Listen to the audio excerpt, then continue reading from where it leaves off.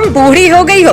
Bathroom में आधी रात तक थप्पड़बाज छोटूलाल की पहली पत्नी ने हैरान कर देने वाले ऐसे दावे किए जिसे जानकर आप भी चौंक जाएंगे। जी हां, राजस्थान में सस्पेंड एसडीएम छोटूलाल शर्मा से जुड़ा थप्पड़ कांड अभी सुर्खियों में है।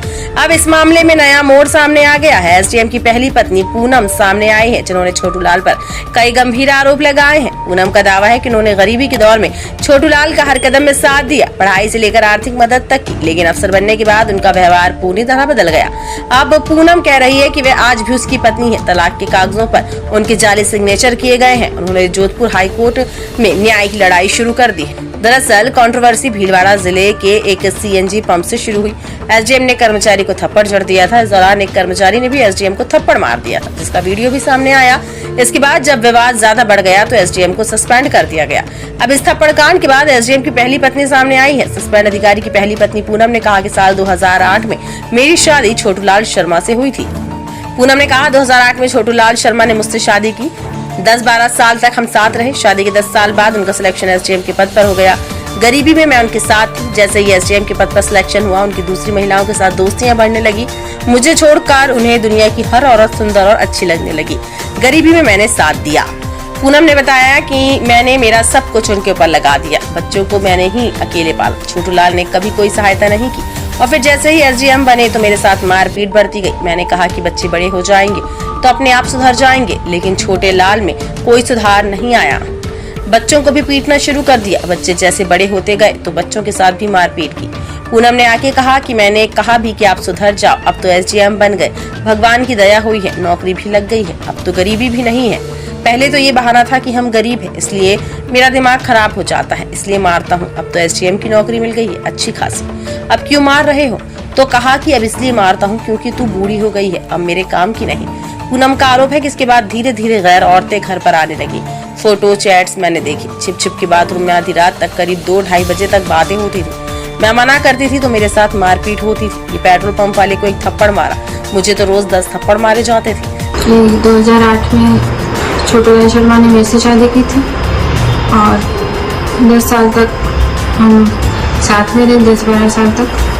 और शादी के 10 साल बाद उसका सिलेक्शन हुआ एसडीएम। गरीबी में मैं उसके साथ थी।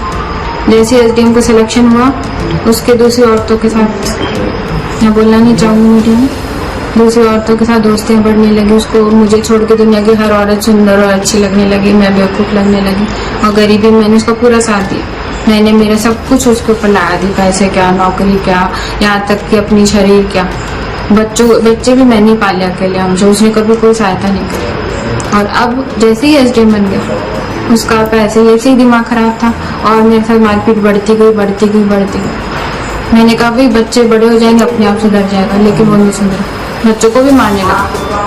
बच्चे जैसे बड़े होते गए, बच्चों के साथ मारपीट करने लगा, तो वो मेरे साथ नहीं हुआ।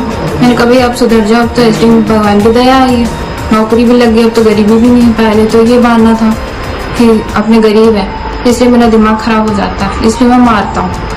अब तो एसडीएम की नौकरी मिल गई अच्छी खासी, अब क्यों मार रहे हो? या अब इसलिए मार रहा हूँ क्योंकि तू बूढ़ी हो गई।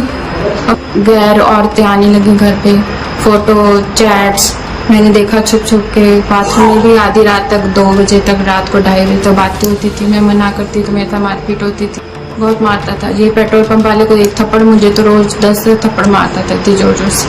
सिलेक्शन नहीं रह गई, मैं तो घर बसाना चाहती थी। बच्चों का मुझे तो फ्यूचर ध्यान है, बच्चों का बाप कौन है? वही है। तो मैंने तो साइन किया पहले भी, अभी भी साइन नहीं किया।